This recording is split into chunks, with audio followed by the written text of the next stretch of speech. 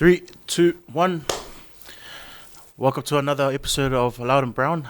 We're in the heart of South Auckland, out here in Otahu Mangere, as well as in the heart of the 275 shop. I've got my also Fitz here joining us on today's podcast. Fitz, how are you also, and how's things been? Talofa lava also. Yeah, no, I'm good. Yeah. Nah, man. So Fitz, one thing about our podcast, we like to sit down with our brown brothers and sisters and talk a little bit about their journey. We'll definitely take this episode to highlight all of that. But hey, look, first and foremost, being inside your shop here, man, everything looks amazing. I do remember the shop because I used to go to the school across the road, King's College. But no, I went to OC. But I remember the shop back then was I think I'm not too sure. How long ago? 07? I think it was Headstone place, yeah. Because and then the bakery was a takeaway place. But yeah, man, what you've done with the place is amazing. Tell us how did it come to be, man? First of all, so thanks for giving me the honor and privilege to be on your podcast.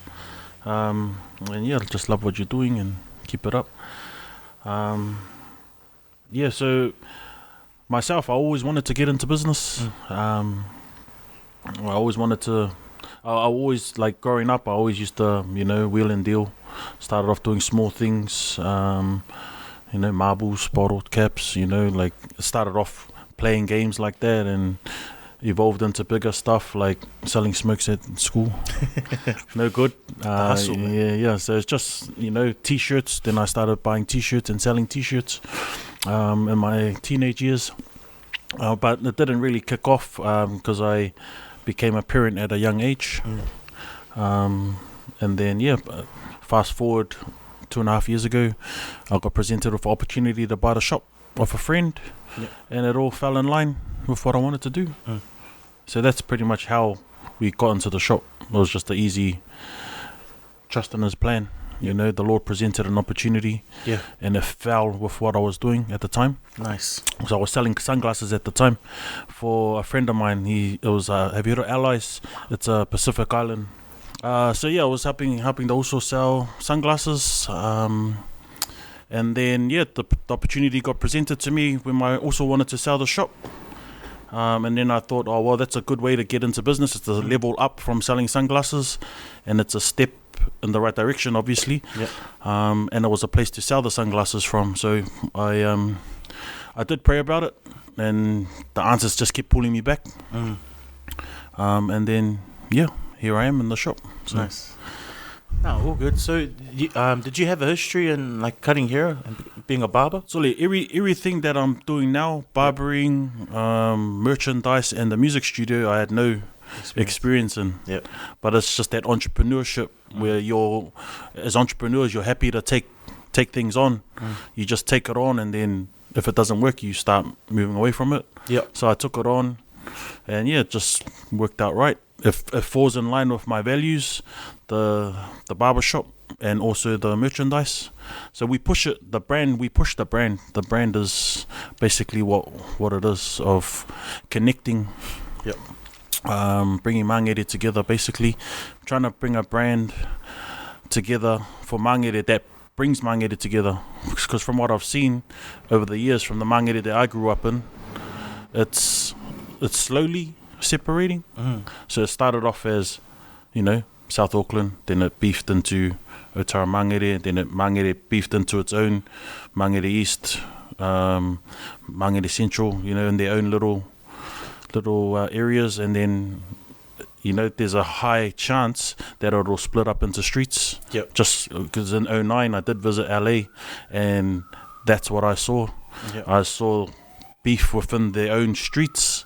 You couldn't go through a street if you were beefing with that person, and we don't need that here. So there was so much that just spoke to me about doing something. Like parts of I might be off track here, but like there's an Alpha Brown, also that got killed on Vine Street. So rest in peace to also. I didn't know him, but when me, my son and my nephew, we came up to that intersection there. My nephew looked out the window because it was all flamed up, all the rags was there, and he goes, "Oh, what happened there?" And my son just said, "Oh, someone got shot." It just rolled off his tongue. You know, and 30 years ago I used to play in the same streets, and that never crossed my mind at all. So 30 years now to now, it's rolling off my son's tongue. What's it gonna be like in another 30? You know, so are we gonna just let it just roll out, or are we gonna be part of the change to bring it back and stop it from going into that direction? So that was something that sort of helped me push this brand and, you know, walk this journey that I'm walking. So but yeah, it's just a whole collection of things throughout the years, basically. No, that's awesome, Moose. It's always good to have something, obviously, of significance, but something that you can also leave behind. And now that obviously you've got kids and you've got a family, and that's definitely a situation that, like, when we do pass on, that we don't want our kids to normalize that kind of, like, situation. Obviously, over the news now, like, quite a lot of it has happened, you know, within South Auckland in general, and just around guns as well as gang. Well, what's your position on that in terms of what you're trying to build, but at the same time the outlook of what the future is looking like, especially just not within Mangere but within all of South Auckland? I'm optimistic about the future for everyone. You know, I feel that what's happening at the moment, it can be pieced out. Yeah, but us as a community, we can't tell the usos who's going through that stuff. Like, all we can push is the community narrative. Yes. You know, the narrative of our community, our future. It's like, come on, man. Like, there's bigger and better stuff to be fighting for, you know, and there's bigger issues around the world than whatever they're fighting about, you know. So it's about just getting probably that message into their ears, just to say, man, like, when will it stop? Like, is it just going to carry on? Because America has lived this lifestyle for the last 4 or 5 decades, you know, and look at where they are.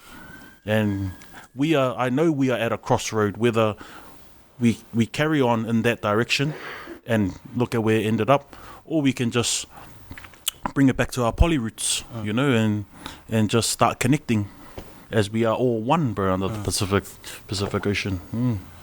Oh, that's awesome, Moose. And that's always been my struggle with, not with gangs, but that mentality behind it. Like, I understand I don't fully understand, but I have some sort of, like, understanding in terms of why America, especially within the black community, is like that. It's, you know, the oppression, and what you call it,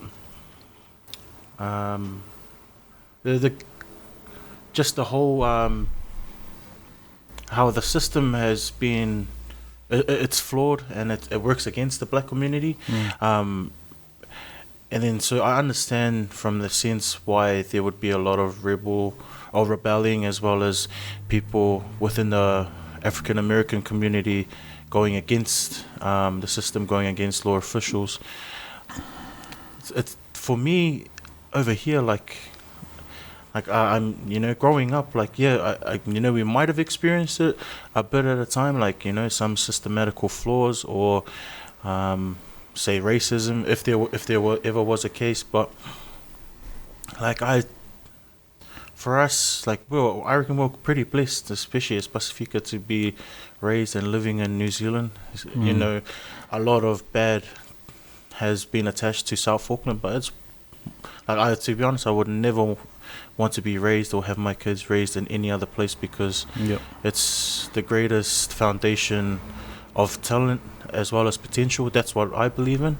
But then, in saying that as well, it's like, when I see all this other stuff that's been happening within our own community, especially around the gang warfare, and like how you were saying, the message that's been sent out, or it's like it stems from a bad place. Like, how do we? I know you briefly touched on it, but like for me, that's what I don't understand, is like, how, like, we're slowly drifting towards what's happening elsewhere in a different part of the world, but like, we're coming from two different like situations. We've got a government that, I understand maybe back in the early 70s during the Black Panther area where they were trying to get, like, Pacifica out of their houses, out of the country, out of Auckland in general, send them back home. But after the 80s, like for us as people, Pacifica people, like our resilience is probably one of our most underrated characteristics or traits, and for me it's like people who choose to go down that way, it's some people might say they're a product of their environment, but we've got a beautiful environment now around here, and like again, where do I don't know, I'm just blabbing on here, but it's more like I want to pick your brain in the sense, like, how does one end up in that path? And there's many variations to why people would end up there. I think what's the reason why a lot of our youngins is heading towards that way now is because it's glamorized now.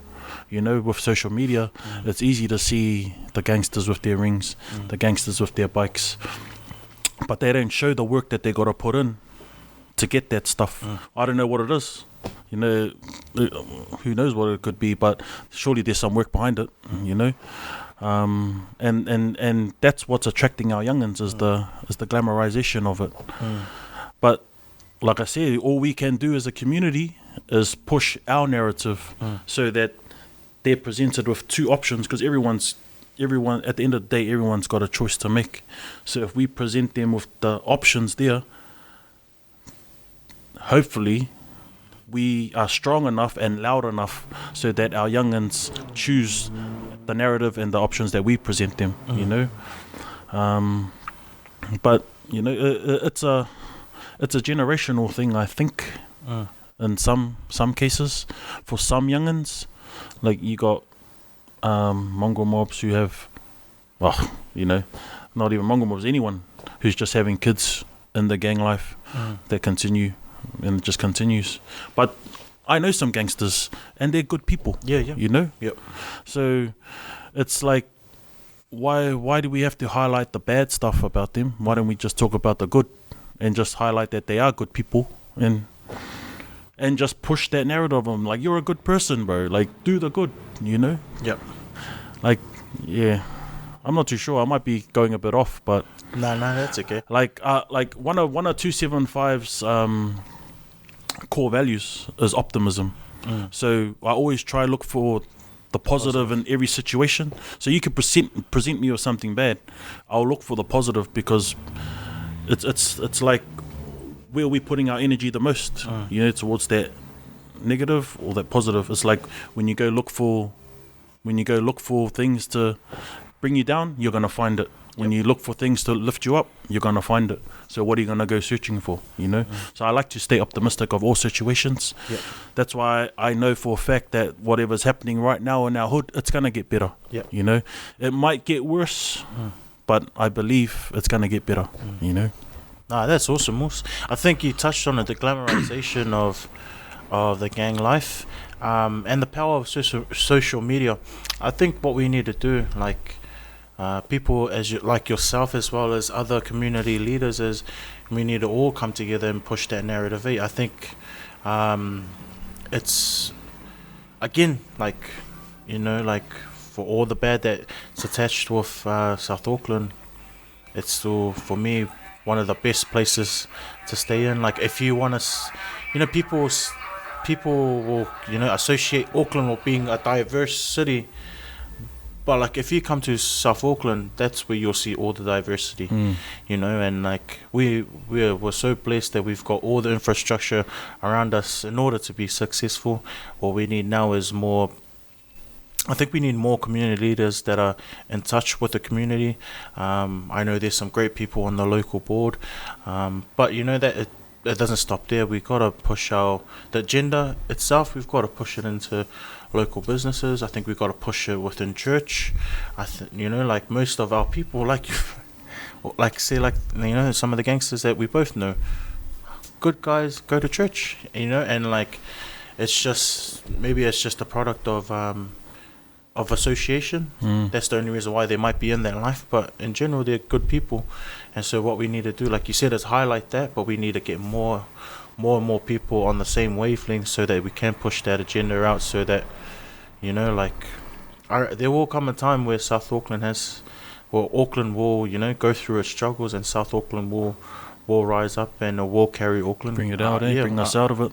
I know we will, man. Just look at that COVID lockdown we went through. It was us in the south that kept the country going, or kept our areas going, because we were essential workers in terms of not just supermarkets, but a lot of our workers are nurses and doctors as well, so, and courier drivers, like with the warehousing, like there's a lot of us there that holds essential jobs, And one thing, thing I like to say, in any lane that you're in, it's collaboration over competition. It's when you start competing with each other, that's when things start breaking apart.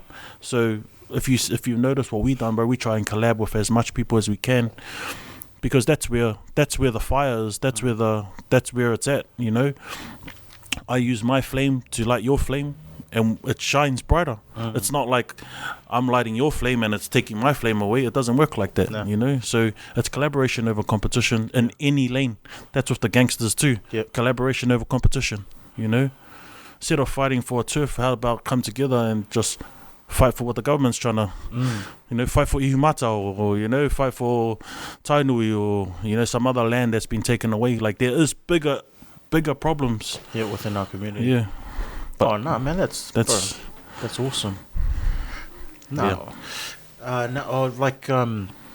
You briefly touched on it before, just with COVID. Another awesome thing that we probably need to highlight as well is that at the forefront of all our community check-ins with COVID, as well as being proactive in getting all the shots as well, our Pacifica people are leading the charge, and most of the people are from out here, out in South Auckland. So not the immunization. It was more like around like just after lockdown, like how everyone was, the community tracing. Everyone was real proactive, and it did stem from out here within our Pacifica community. So that was pretty awesome to see.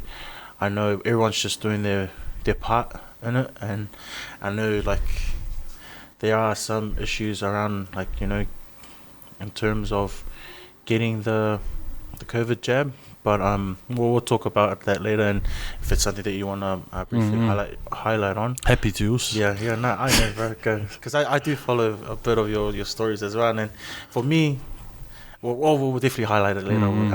But the next up I want to talk about is you briefly touched on it. It would around COVID itself. How was business? I know business was always hard. It's always hard for us as well.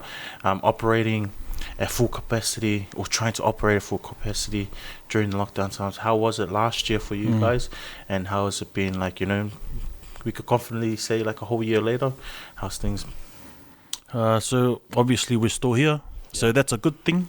100%. And COVID hit last year, So COVID is what actually helped us push our merch. Oh, okay. So one of the goals that I wanted to do with our brand was to be a brand, or a merchandise brand that you can just walk in the shop and get off the rack.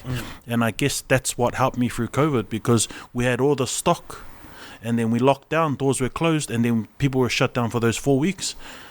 They started getting they were still getting paid, some of these people, so they had money, but they had nowhere to spend their money. And then the push of supporting local came. And that's when I started pushing my merch hard out on week 3. That's when I said, I got merch to sell, like, how's about you? And then, bro, it just flew out the door, because everyone was keen to support. And we were fortunate enough on one of the months, that 1 month that we were locked down, we had no one cutting here, but our landlord did help us out. So he's a good dude. He shout out to Kim, the landlord, singer dude. So he gave us a discount, but lockdown is what got our merch flying. And we were lucky because I saw masks was a thing that was coming out, but that was masks because of the drill stuff. So I bought a whole heap of masks. Then lockdown hit, and then the masks arrived, and then everyone was wearing masks, and I had masks. So that's what helped us get through. That's what paid the boys. So, I gave the boys masks, and I said, bro, this is what you're going to get paid with.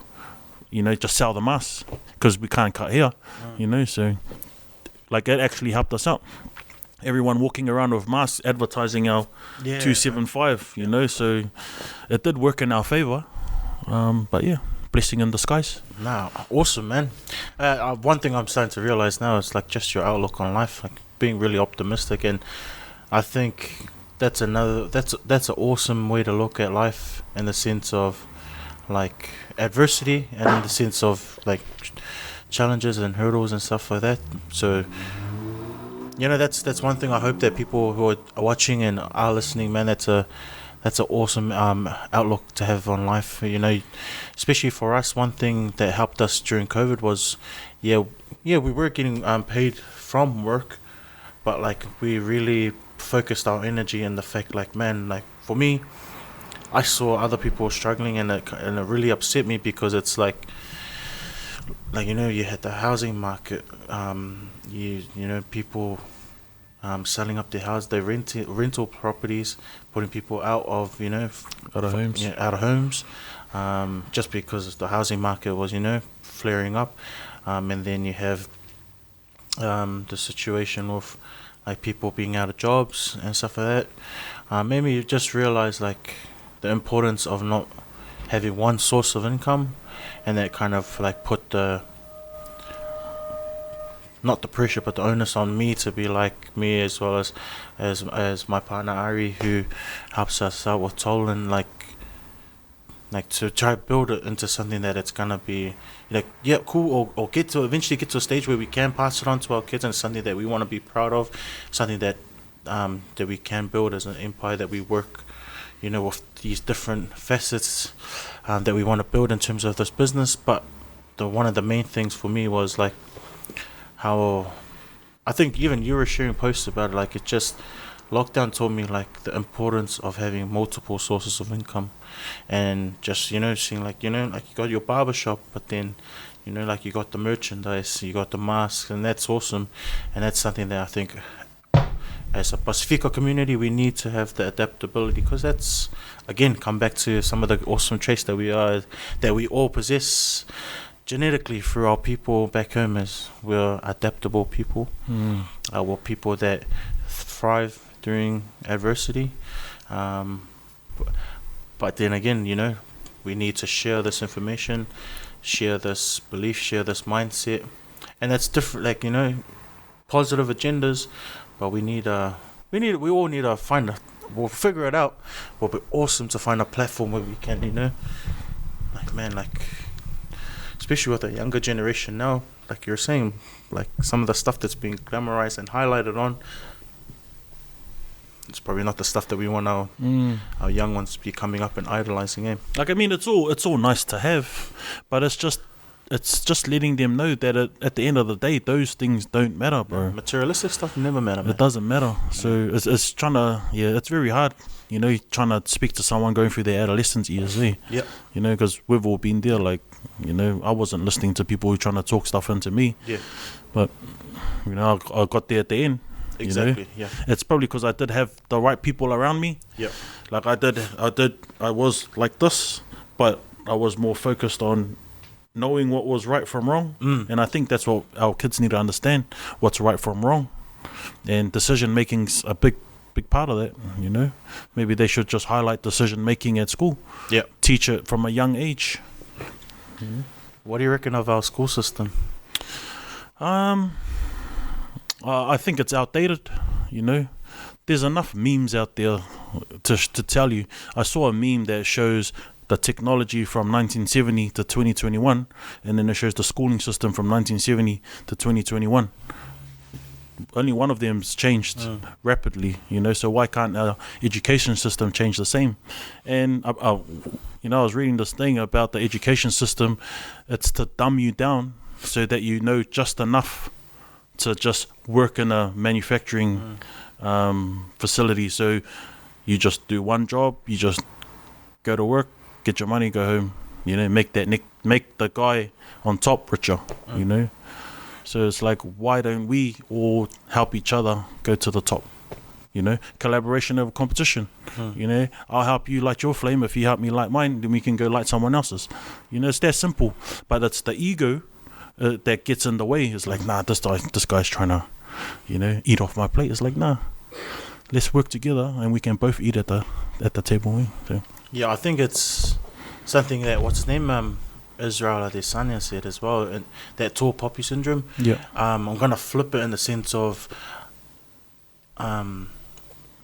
it's like when you go through the schooling system, even just as Pacifica people in general, we hate challenging the status quo.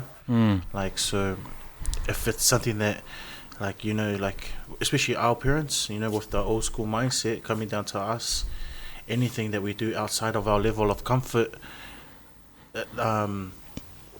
the reasons or the people who say not to do it will always outweigh why we should do it. And for me, I'm on the same boat as you, man. The same things that I learned back at high school, which is, like you say, 10 years ago, which makes me, 21 now. 21, not for young girls. But like, it's the same things that the kids are still learning to this day. They're not teaching the right things. Yeah, it's like, see, like for us too, right? We had to learn this on the go, and say, like, for me, I've only probably invested maybe 2-3 years, which you have a bit longer, in terms of working within, like, business management, business strategy, and just like applying it within our own framework of life and business. That's something that, like how you were talking about before, being an entrepreneur, that's something that should be highlighted at school. One thing is that, another thing, like how you were talking about the schooling system, it teaches our kids a level of comfort, or it teaches them one lane of success, which is to graduate or finish off school, get into uni, and then from there, like, get into a job. But it doesn't teach them individuality in terms of how money works, how money can work for you. It doesn't teach, like, for me, I would have loved to learn, like, business management, but at the same time, like, I would have loved to learn, like money in general, how money works. Financial literacy. And maybe not teach me stocks and stuff like that, but teach me how to manage money. Yeah, how to manage money, man. Like, same thing that we see with the athletes as well. They're making crazy bank right now. It's the same thing that you see to guys like me and you. I think it was probably you that told me this. It was either you or someone else, but I'm pretty sure it was yours. Like, the thing that we don't know, or we are never taught, is how to spend money, and how to spend money wisely, in the sense, like, make money work around for us as well. So the example was, like, if you have $10 and, like, you work and then you have $10, all you're ever gonna know is how to spend that $10. The same thing will happen if you get $1 million. You'll still have the mindset of how to spend $10, in the sense of what you're going to do is you're going to just spend all of it, you know, like, it comes back to financial literacy. That's something that we need to teach at schools. Like, that's something, like, for me as a father, and it might be the same case for you as well, like, I don't teach my kids, like, what the schooling system wants them to do, in the sense, like, oh, they have to get this on time. Maybe just me being slack, but for me, I want to see what my kids' passions are. Yeah, if the teacher growls them for being this, for being that, or not adhering to the school curriculum, yeah, I know it's me being a bad parent, because I should be supporting them. But for me, the bigger picture is I want my kids to be successful in what they love. You know, So, quick question: if your child came home from school and failed all their classes, is that okay? No, not in the sense of, like, I don't mind them failing. I don't want them to have a failing attitude, in the sense, like Like, if I know my kids, our kids are smart. If they can work around a bloody fucking digital device that's light years ahead of what we had back then, they're smart. So, but the thing is, and that's always been another issue I have with schooling, is that the teachers we have in school, they don't engage with that part of the student that makes them want to learn. You know, I had teachers back at high school who I see the same case now. Like, a student will be successful in a classroom where the teacher engages them in a sense it gets their mind working. You know, like for me, I never liked geography. I never liked PE or, you know, all of that stuff. It was just fun because the teacher that took it was fun. So it kept me engaged, kept me enjoying going to class. You know, and those were the subjects that I ended up excelling in because that You enjoyed it. And that's something I want to see with my kids. Is like how you were just highlighting. If they fail, that's fine. But like, I don't want them to fail because they didn't give it a go. I don't mind them failing if I knew that cool. Are you gonna learn from this, and what can I do to help you learn from this? That's what us as parents should know, but that's what the schooling system should have as well. I feel us that are coming through now as parents, we all understand that because I've spoken to other parents same age, and we understand that the schooling system's a failed system. Yeah, man. You know, so if our kids do fail the task, it's one of two things. It's either they're not interested, or they don't have that part of the brain for that topic, or the teacher just that boring. Yeah. You know, it comes down to that. And like for me, like taking it back to the schooling system, like at a young age, they should be teaching kids morals. You know, that manners, that's more important. That comes in more important in life than, you know, I think manners and that's just as important as the ABC. But I think it's, if not more important, you know, and that's what we should be putting in the curriculum. And then when you get to an older age, like say intermediate, that's when you start talking financial literacy and stuff, you know. But at the end of the day, us as parents, we're our children's first teachers. So we got to teach them what we know, you know. Like for me, like I know that the system's a failure. I tell my children, my son's 10, I tell him, you know, I tell him what I think about how it works, and then I tell him what to go and learn. So like in the mornings, I tell him, go and learn how to learn. Like once you know how to learn, then learning becomes a breeze throughout the rest of your life. So he's still going through that. He, like, you know, he's only 10. So for the first year, last year, when I was telling him, he never got it, you know, and then now he gets it. So now I'm asking him, son, what did you learn at school? And not in terms of what you were taught. It's what just came to you. Like, what did you learn by... And I say, son, I guarantee you that you'll learn it during lunchtime or interval. You'll learn something. And that's what we need to teach our kids. We need to teach them how to learn, not just force feed information down, because that's the wrong way. Everything is right here, bro, in the pineal. Everything, if we know how to activate that, surely we'll be, we'll be divine. Nah, you know? man, that's awesome. Another thing as well with our schooling system, like how you're talking about morals, is like one thing I wish I learned maybe back at school was interpersonal skills, but with outside of our brown community. Like for me, I'm more comfortable now, but I still have issues with it. And in terms of, you put me in a room with like well-astute people, then like it's almost like our culture comes 100% back to us in the terms of hierarchy, you know, like, oh yeah, these are people you got to be loyal to or respectful to. And it's like, but that's just me personal, and it's like, I wish that something as like we were taught back at school, like, cool, how do you deal with these individuals? What are the interpersonal, what's the communication that you're meant to have with them? What are the, like, even like with a job interview, like that's another thing that you should be taught at school. How do you approach a job interview? What are employers looking for? What are the keywords? What are the signs, and what are the questions that you can, because like, you know, for us, like, I'm not saying getting a job is bad, but like, if you can walk into the interview, 9 times out of 10, the person that gets hired is the person who's most confident, but at the same time, person who knows how, or has dealt within the interview the best. And that's like, again, that's stuff that we should be learning back at school, you know. How do you feel about how there's been a massive shift within the government to push more and more people within the trade environment? I think that's a good idea. Yeah. You know, Yeah. I think that's awesome, because that's what built this country, is trades. And then over time, you know, people didn't like doing the work, but it all comes down to, that's something to always fall back on. That's a good skill to have, because when you get your own home and, you know, you can build your own whatever, fix your own piping. But yeah, I definitely support trade. It's something good to get into. If like what me and my wife is telling our daughter is to get into a trade.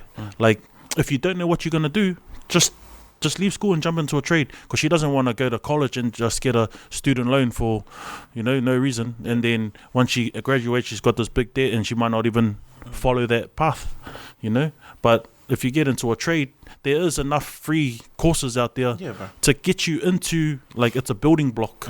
And if you don't like it, at least you tried it and walked into it, and then try something else.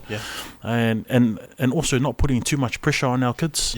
It's guiding them and directing them, and not saying the whole world, you got to know it at 18. Because my daughter just turned 18, so, you know, the frontal lobe isn't fully formed till 25 or 27, they say. So they're constantly learning about how to be themselves first, you know, and then you want them to go outside and learn what the world is about, you know. That's why us as parents got to be there to guide them. So the government might say 18, you're an adult, but really, you're still a kid. You know, even 25, you're still young. You know, you're just stepping in. Look at it this way, like, when most of the people out south here, maybe back then, I don't know about now, but like, as soon as you go to uni, like, that's you being submerged into a different environment. Like, you're in town now, and that's like every day, when all you're used to is, like, for me, I stayed down the road. All I was used to is school, Otahu, churches, Otahu, family, mostly around Otahu or Mangere or even Otara, you know, but it's still primarily around Southside. So like how you were saying, like, the mind is still developing at that age, but at the same time, there's so much outside of our own bubble within our own community, Southside wise, that, like, you still haven't even touched into, man. And that's one thing, like, I've always appreciated. I appreciate it now, that our parents have always treated us like, not as kids, but the 18 isn't the age where one, you know, just leaves home and becomes an adult. You know, they, even till now, my parents are still, you know, whakongoing us, and it's everything is always out of love. It always comes out of a good place. But yeah, man, like, the schooling system itself, I struggle with it. For me, like, especially with the trade environment, it helps our people, because we're people that hands-on. We really good work with hands. And the good thing that the government has done, and that I've realized now, is that, like, the money is there. I mean, if you're all about, maybe, sweet, if you're not about business, and that's fine. And if you are about helping out your family, man, like, the trades is awesome. It's one of the most highest paid industry within New Zealand, because not only is, like you said, it's a life skill set, but at the same time, there's a high demand in it. And so the government is funneling all this money into all these it's funneling all this money into all these different programs in order to, you know, get more of our people into trades. And, like, man, it is gonna suck for a little bit, because you're gonna be, like, working as an apprentice, but once you gain your papers, like, that's papers that you can carry into any country. Like, the good thing I love about trades is, like, anywhere you go in the world, you're gonna need an electrician, you're gonna need a plumber, you're gonna need a carpenter, you know. And it's trades that obviously they stick with you for the rest of your life, but it crosses all of our different countries. Whereas us, like, some of our jobs are specific to what we do within this country. And so I'm happy with the government in that sense. So obviously, you being a father now, and you growing up out in the south side, and your daughter going into school, your daughter being 18 years of age, how many kids do you have? Two. 2? So I got my daughter just turned 18, and then your my son, he was 10. Yeah, 11 next month. Yeah. Cool. Out of you and your partner, what are some of the characteristics that you see in your guys' kids that you like crack up about? I think both my kids have my mouth, where it's not in terms of bad language, but it's to speak when you believe something is wrong. Yeah, so that's one thing I always taught them was, if they believe something is not right, make sure you know the facts first and then speak up. Like, but also, like know the facts in terms of understand why that person has their way of thinking, So I think that's one thing that my kids have, and they're both, bro. My kids are strong, bro. Like my wife, like what a mother has. Like a mother just has those motherly traits that just that rubs off on the kids. My kids, my kids and my wife, like they mean so much to me, and I just think I just think my wife is just doing a great job with being a mum. We're both teenage parents, but one thing that I realized is, so we had our daughter when we were 18, and then we had our son when we were 26. So bringing our daughter up to bringing our son up was two different mindsets. We're still kids, learning how to grow, and we were bringing up a child. And then 26, we fairly knew what to do, and we learned off the first one. The trial, but it's just two different mindsets. That's why I can speak from someone who's brought up a child at a teenage, because you're blessed with all the years, and then when you raise a child in your mid-20s, you're blessed with a more mature mind on what to teach your child, and you'll have more patience, But my kids are good. My wife's great. That's awesome, Moose. What was it like? Obviously, you briefly touched on it, but what was it like being a teenage father back then? What was some of the stuff that you had to go through? Nothing really too out of the ordinary. Like I said, I was on that rocky road, but I believe that it was my wife.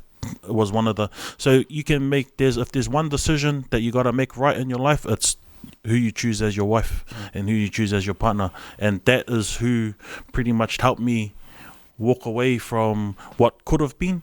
It's because I was with my wife. Then she blessed me with our child, and then I became a father, teenage father.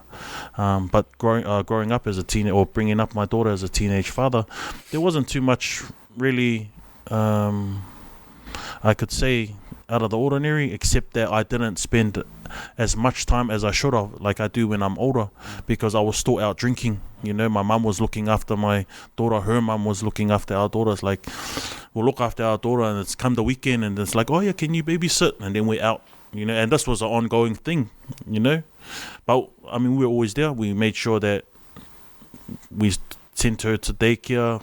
The mea ai was there because we were both working, young parents working.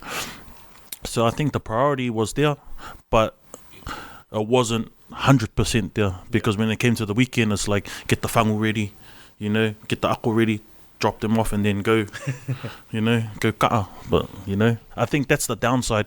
That was the downside of us too, bringing up a child at a teenage year.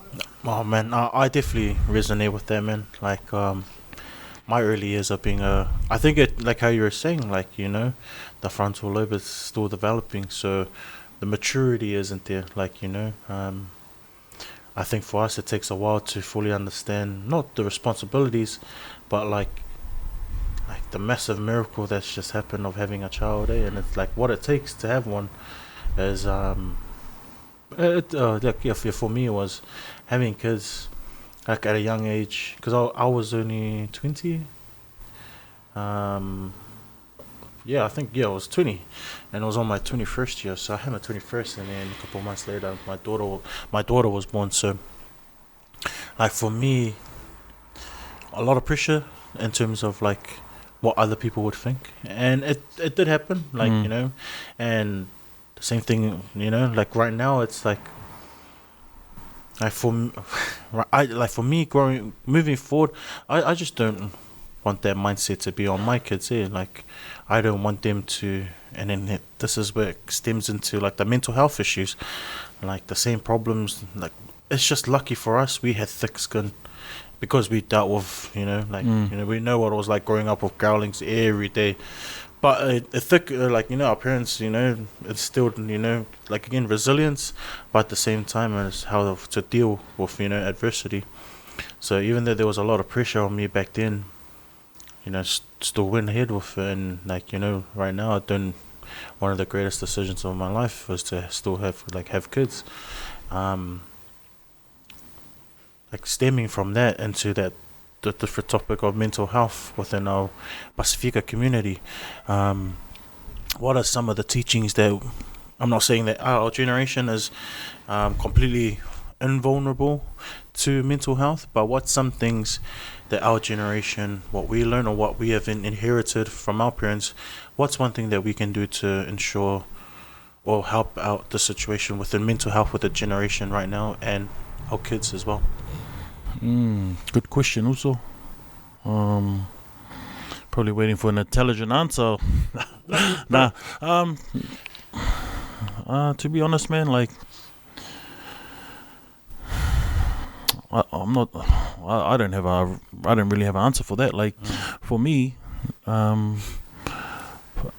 like, my mum didn't go through any mental health issues from what I saw.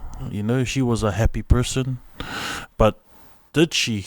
That's all that's only because mental health is an issue now. We start questioning that our parents have mental health issues or not.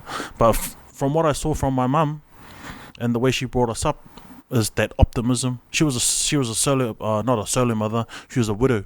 So my father, her husband, passed away 1988. So she was a single mother or widow from a young age. Yeah. And we always ate. There was always food there. She was always happy. She even went to Housey, So from what I saw, she was all good. So from what I learned from her is just to stay positive, keep loving, and that's pretty much all you can do. Is just lead with love. Yep. Because what you put out is what you get back. So that's what I think. My parent anyway. Yeah. Left. And then so, how do you funnel that? So, like, how would you pass that on as some form of advice for our generations now, as well as for your kids? Have that pushing out that level of optimism. Yeah, I would say don't be too hard on yourself, because the society we live in now is you should be this, you should be that. It's like, no, you should first know who you are, and know who you are first, and then lead with that, instead of leading with what people are telling you to do. And then, because when people tell you to do something that you're not, you're wondering, hey, am I this person? But you're not. But this person's telling me. And then you start talking to yourself, But I just think you need to know who you are first before anything. That's awesome, Moose. I saw this video from Mike Tyson, and he was briefly touching on it, like how your mind is your worst enemy, because when your mind's at its weakest, it's your mind that tells you all the stuff, and it's like your mind has so much control in what you believe in, and since that, like, it's. Yeah, he did say worst enemy. He said like something like your mind is not your friend, because when you're having a good time, your mind tells you you're enjoying a good time, but it's also your mind that tells you when things are going bad. So if you don't train your mind, or if you don't treat your mind like your friend, then you will, you can overcome situations, because you have taught yourself that even though your mind is telling you like bad stuff's happening or shit stuff happening, but you've already taught yourself on how to overcome that. And that's like for me, like when it comes to mental health, it's a massive it is a massive issue, but it's also a massive area that we all need to I'm still trying to learn more about it. But there's in seeing that, it's like the access to information is quite hard as well. Like for me, I'm trying to find how to not become a mentor, but how do you get into mentoringship? What are the criterias in the sense of what do they learn, so that maybe more of us can, learn? Because mentoring is, for me, like I don't want to be put in an environment where it's like almost like what's the word? Like a psychologist environment where it's like, tell me what's your problem and then I'll tell you what this is. No, it shouldn't be like that. It should almost be like a mentorship thing, because that's how we grew up. Like fuck, if we had problems, like I had my older cousins. I never had, and there was always the shit thing being about being the eldest, is I never had an older sibling to go to, but I did have older cousins who were always there for me, and that's why I realized like maybe sometimes that's something that our younger generation coming through now doesn't have, is the right mentorship. Like again, social media, they end up idolizing or looking up to people who only glamorize or only show the good things in life, but not like, I can guarantee 100% that, especially having a social media following, like they won't ever highlight the bad stuff, but it's out of the bad stuff is where you get the realness of life, and that's what I want to it would be awesome if that's something like, like for me, sitting down here with you, it's just, I'm like just bouncing ideas, because every time I do sit down with you, it feels like it's, I don't know, like there's a greater purpose surrounding us, and it's like, it's awesome. And it's another reason why I wanted to sit down with you. Yeah, cool podcast, but it's more like, man, like the wavelengths that we share between the ideas that we have for our community is awesome. And like, same goes with me sitting with you, yeah, so man. Yeah, so like, yeah, mentorship is awesome. Like, as a massive idea for me that I want to get into. How it happens, I'm still trying to figure that out. And like, again, with anything, like how you were saying, what you do, you want to go about it the right way, but make sure you do the research as well, because the last thing I want to do is get all these bunch of kids on board and then don't know how to deal with different, like, not every kid's the same. So that's it, eh? Yeah. It's not, you can't tailor one program to a group of kids, just like school. Yeah, you can't just say this is the criteria and all of you guys should know it. yeah. Each kid is different. Yeah, man. Oh no, that's awesome, Moss. Cool. So I did see recently one of your stories, and you're talking about or not talking about, we're just discussing COVID and the what would you call it? Immunization? No, it's not immunization. It's vaccines. Sorry, my bad. The wrong word. Yeah. So what? I know you've got a strong belief regarding that. Share that with me, bro.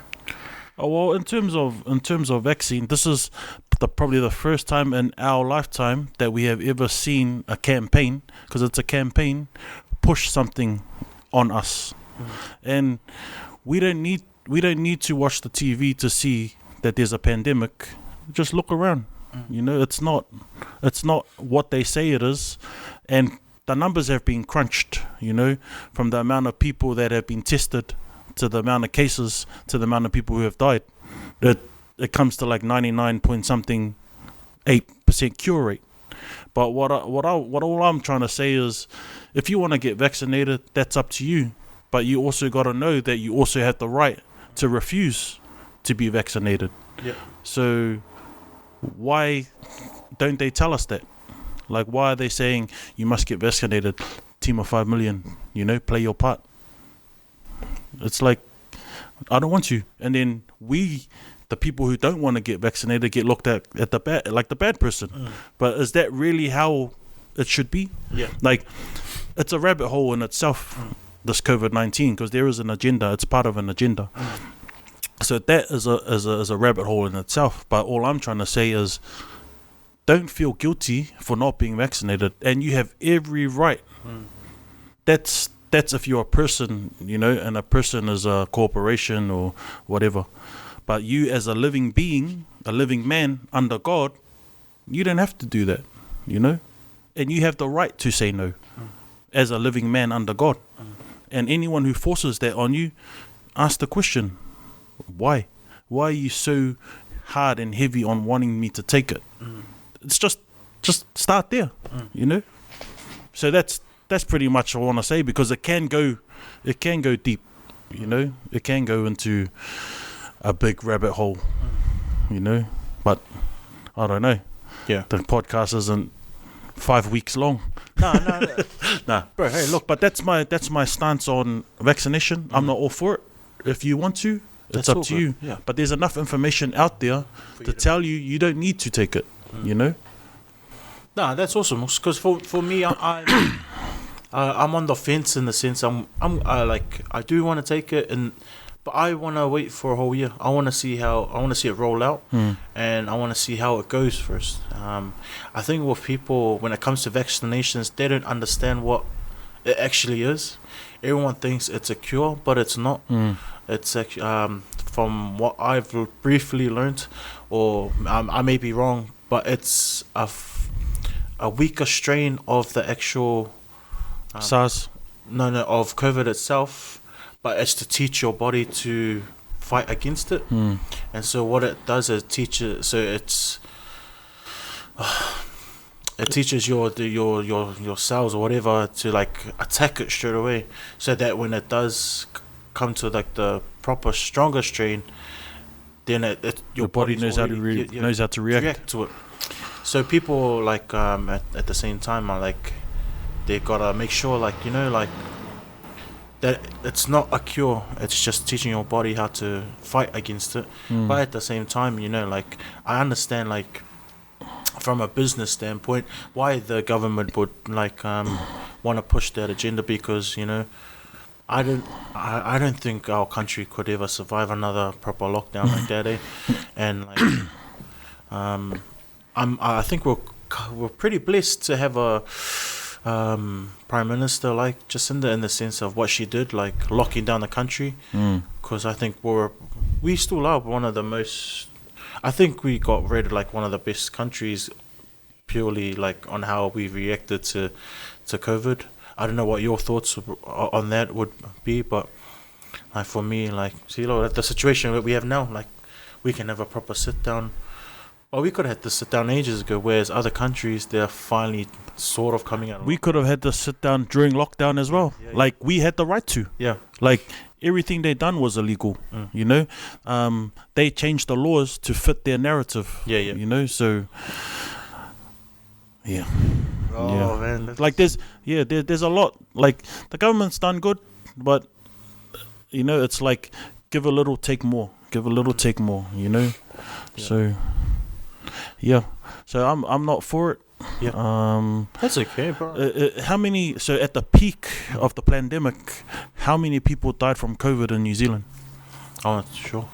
Like overall, I think there's only 12. So from then to now, how many people have died from the common flu? Yeah, a lot more. Yeah, right? Probably 1,000.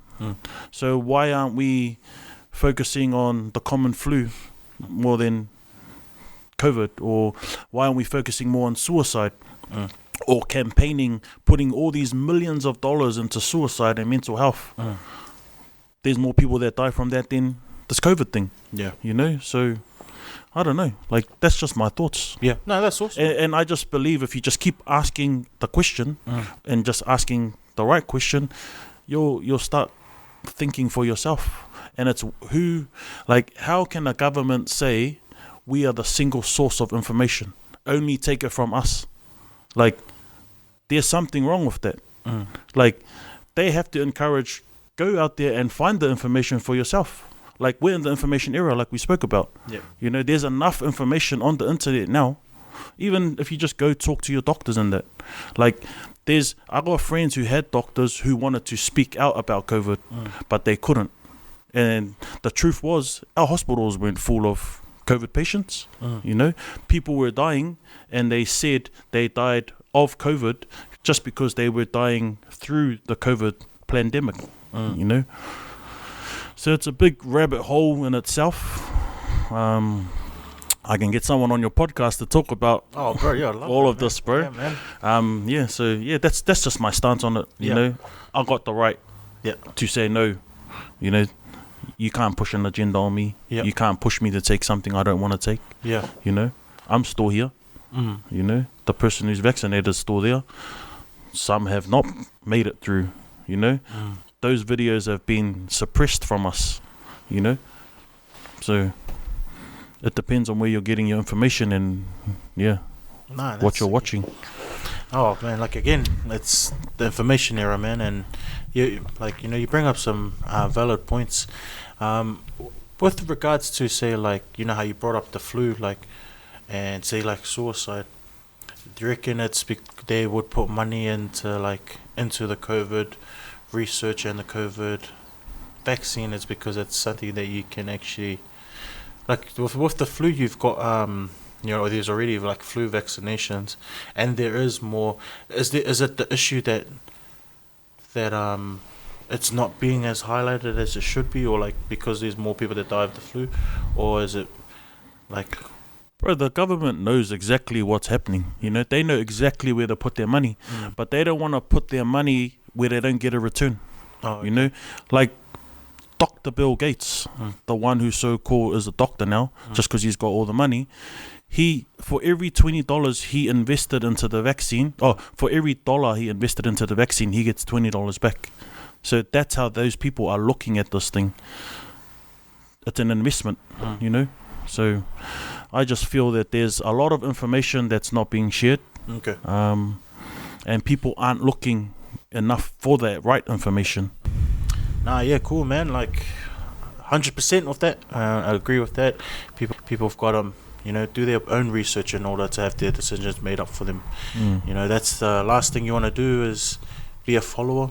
You know, I'm not saying it's a bad thing, but people got to understand, especially within the climate now, you got to be able to make your own decisions, and there's enough information, enough resources out there in order to put in the time to find out why this is bad or why this is good, instead of just like how you were saying, instead of just listening to the government as being critical thinking, eh? Yeah, bro, critical thinking, man. And again, I appreciate you sharing your views, even though it's a quite limited time, especially on this topic. But it's something that I know you're quite passionate about, and how we were just briefly talking about before. If it does provoke the mind to think, and I hope that it does for those who are watching, like, that's like, don't be afraid to challenge the status quo, but at the same time, don't be afraid to make your own decisions. That's basically it, bro. That's basically it, man. Make your own decision and stand by it 100%. Yeah. Nah, that's awesome. So that if there is anything that happens, you're happy that you made the decision. That's true. Don't blame it on anyone else. Don't blame it on the person who said, I got the vaccine, so it's all good. You took the vaccine, or you done whatever you done because you chose to do it. Okay. Oh, man, I never looked at it like that, like that there is like a monetary agenda behind it, and shucks it, so I didn't, so, man, Bill Gates, Yep, follow the paper trail, bro. Follow the money, and you'll see who's at the top and where the problems are coming from. All good, man. Cool. I'll ask you a couple more questions, and then we'll quickly wrap up. Going back to obviously the business that you started here, 275. If you could describe that. First of all, 275. Two-part question. 275. What does that mean to you? And if and then let us know what are the qualities of 275 that I know you briefly touched on it before. One of them was optimistic. Yeah, optimism. Optimism, sorry. And then tell us a little the core values. Yeah, core values. So was the first part of the question, what's 275 to me? Yeah. 275 to me is Mangere. 275 to me is Mangere. It's home. It's full of vibrant people. The good, the bad. It's the talent. Got the talent. Man, that's a good question. I've never been asked that question, but like I was born and raised. I was born in Hastings, moved here one day old, and raised in Mangere. And everything I know is because of Mangere. And growing up, people always highlighted the bad about us, but there was never the good. And growing up, seeing the good, more good of the bad, it was like, man, why aren't we talking about this stuff? So Mangere is everything. Like, we have everything. We got doctors. Like, if you took everyone from Mangere and moved them around the country, we can run this country because we got all the talent, all the skills. But yeah, Mangere is so, it's, I don't know, man. Mangere is love for me. Like, I love it. I love this place. I love the people. But yeah, that's 275 is, yeah, that's it. Nah, sick, you man. And just for those who are probably not aware of the core values, what are the core values for 275? So the core values of 275 is optimism. Obviously, that's to look at everything in a positive light, or find or look for the positive in every situation. Empathy is to understand what the other person is feeling or going through. Integrity is basically just doing the right thing, not because doing the right thing just because it's the right thing, and doing it when no one's looking. And what was the other one? Gratitude. Just being thankful for what you have, being content for whatever you have. And I believe that with those core values, it'll make us a better person, and it will make us a better community. Because I believe those are the values that will make a great human being. Gratitude, empathy, integrity, and optimism. Awesome. What does it take to be? Sorry, I'll reframe the question. What makes a good entrepreneur? I would say believing in yourself and trusting yourself. No one can see your vision. You might try and explain it to someone, but they won't feel it the way you see it. So you just gotta go and do it. And I'm a firm believer that if you can visualize something, it can become reality in this realm. So what makes a good entrepreneur? Be yourself. Trust yourself. Believe in your vision. That's awesome.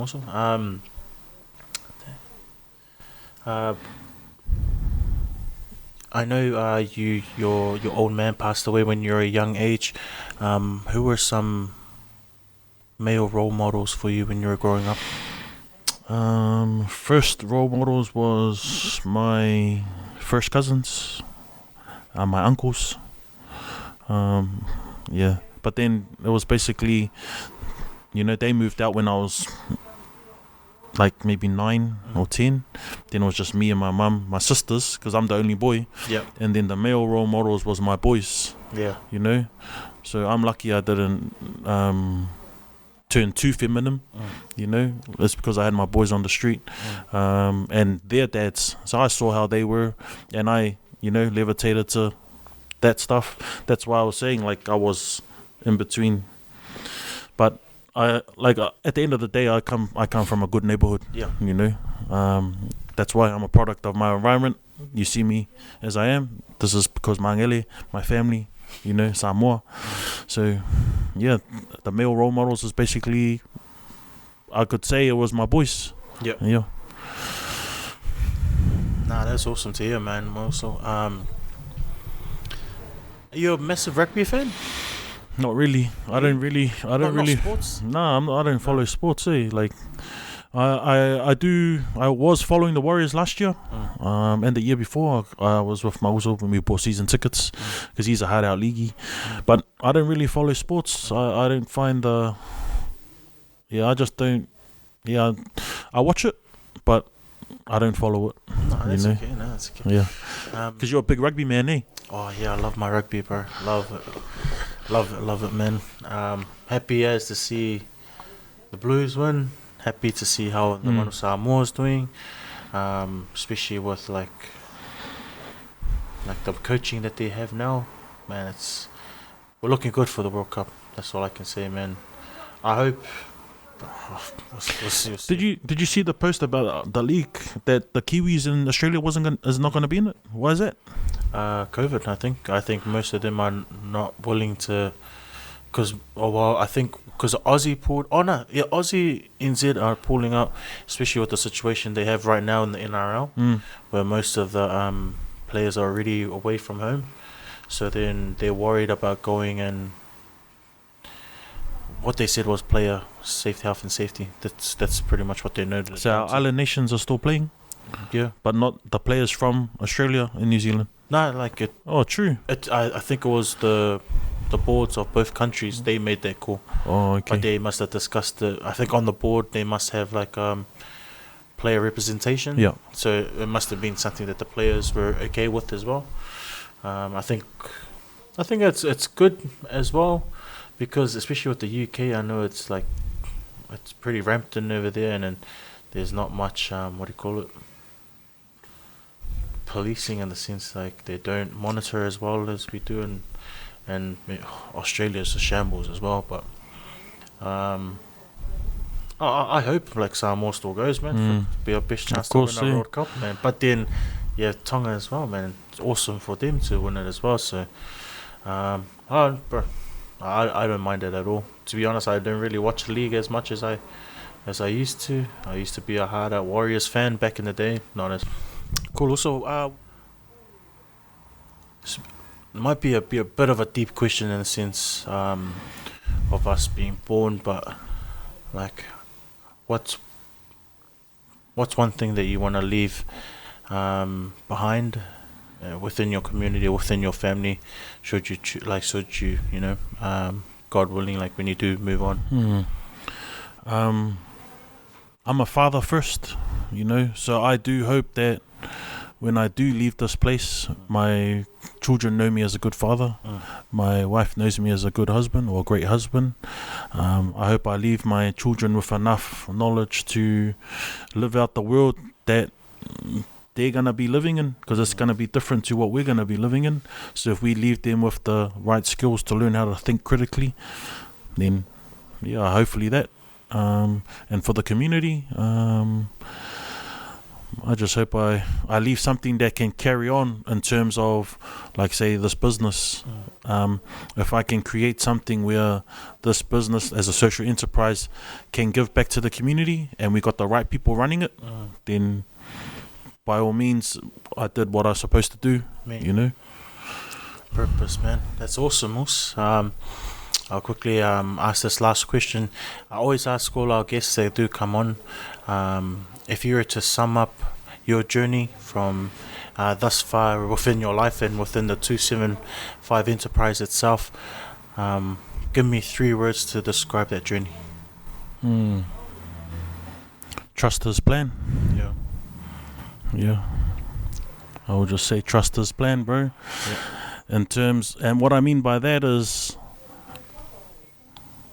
whatever situation you're in, you're put in, you've been put in that situation for a reason. If it's a loss, it's not a loss. It's a time to learn, and if it's a gain, it's time to take that gain and pass it on. You know, if that makes sense. But trust His plan. No, that's awesome. That makes sense. No, it does make sense, man. Now, all good.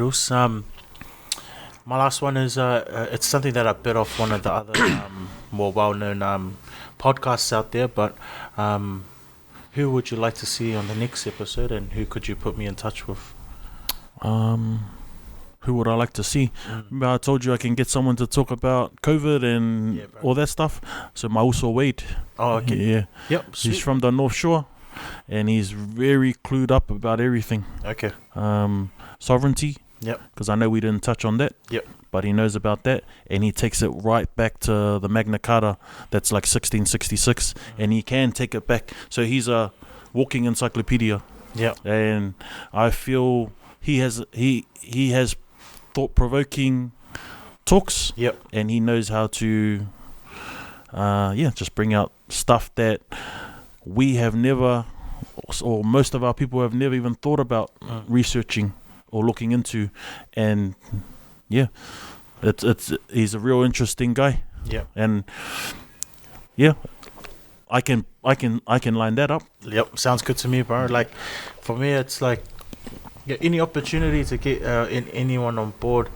Don't have to be brown, but it's like a conversation that people can get. Like I said to you before we started, you've dropped heaps of gems, like, and that's for me. That's doing the interview to you, and I hope like the people at home are holding on to those gems, because, like, for us, like, there's not enough of these platforms where people can genuinely share their, like, their ideas or their mindset or what they're thinking, because everything else has been like funneled or filtered in a way to not offend anyone, or to, for gain more views or for social media purposes. But it's not a genuine thought, or well, like some, like, I might be it might be incorrect what I'm saying, but like, I'm just being true to what we've discussed tonight. So, in that sense, man, I'd love to have him on board. You put me in touch with him, and we'll make things happen. But from me tonight also, thank you for allowing us to set up in your beautiful headquarters here at the 275. It's just literally down the road for me, and like, coming into this place, even though you represent Mangere as well as Orohu, and even all of South Auckland, it just feels like home. And that's another thing that South Auckland does, will always feel, is whether it's the top of Orohu to the bottom of Papakura or the Bombays, anywhere in between those districts, it's like, it's home. And that's only like unique for us, South Aucklanders, because it's true, bro, like, when we put it on our chest, we rip it, man. And like, everything that aligns in terms of your core values here, as well as the positive outlook that you're trying to preach on, or you're trying to spread, not just for Mangere but for South Auckland itself. I got nothing but mad respect, and I wish nothing but the best for you and your future endeavours to come, man. I'll be here to support you in your journey, man, and like, always be willing to get in touch with you, just to, help me out. And I appreciate everything that you've done so far for us as a Pasifika people, us as Pasifika fathers, us as Pasifika men, but as well as us who reside within South Auckland. So appreciate it, Us, and thank you again for your time. Thank you very much, also. Nah, Alofa aku, man. Alofa aku, also.